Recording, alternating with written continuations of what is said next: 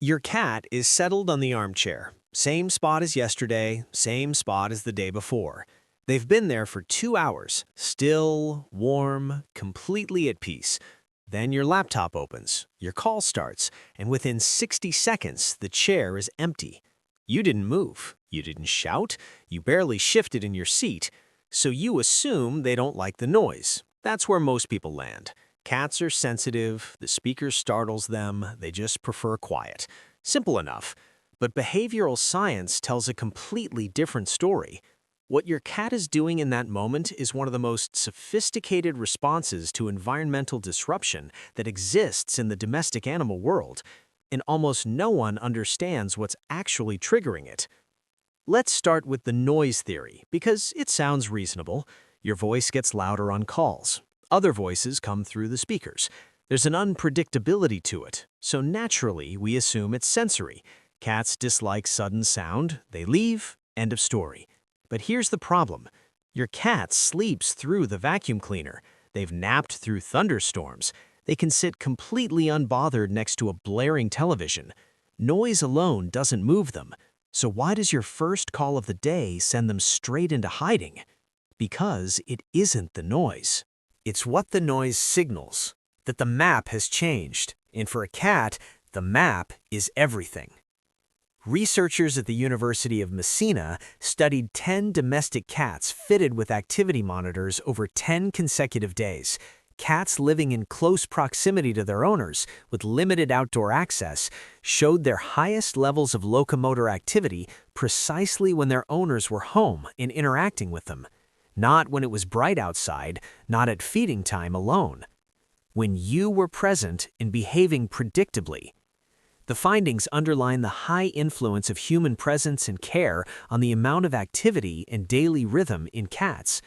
Your schedule doesn't just affect your cat, it becomes their schedule, down to the hour. And here's where it gets really interesting. Scientists now hypothesize that cats exhibit weak endogenous circadian rhythms that are highly entrainable to environmental conditions, including social interactions with humans. In plain terms, your cat's internal clock is not fixed, it is soft-wired. It calibrates itself around you, around when you sit still, when you move, when you go quiet, when the house settles into its familiar shape. Your work call doesn't just make noise, it introduces a version of you that doesn't exist anywhere in the schedule they've memorized. A you that's loud at the wrong time, present but unavailable, there but not there. That contradiction is the disruption. Here's a question almost nobody thinks to ask. When did cats start organizing their lives around ours? The answer is, from almost the very beginning. Scientists say that cats are not the solitary, independent creatures we assume them to be. Research shows they adapt their lifestyle according to that of their owner and the place where they live. This adaptation runs deep. Under laboratory conditions, isolated from human contact, cats showed random patterns of activity. But food intake and calm was stimulated by the presence of people. People were always the signal, not daylight, not temperature, you. Now I want to tell you about a finding that seems to contradict everything we've covered, because at first it looks like bad news. Research on circadian rhythms in cats confirmed that their activity patterns are highly variable across individuals, and that some cats show no consistent daily rhythm at all under controlled conditions, which sounds like routine doesn't matter, like cats are just unpredictable by nature. But here's what that data actually reveals. The cats who showed no rhythm were the ones removed from human contact. Cats living in stronger symbiosis with their owners were most active during the daytime, synchronized with human schedules, while cats with more independence showed more erratic, nocturnal patterns. The routine isn't something your cat was born with, it's something they built around you, and when you disrupt it, they don't just leave the room, they lose their footing entirely. There's one last thing I need to tell you, and it might be the most important part of this video. If your cat isn't just disappearing during calls, but has started hiding more generally, staying out of sight longer than usual, skipping meals, no longer appearing at the door when you finish work, that pattern matters.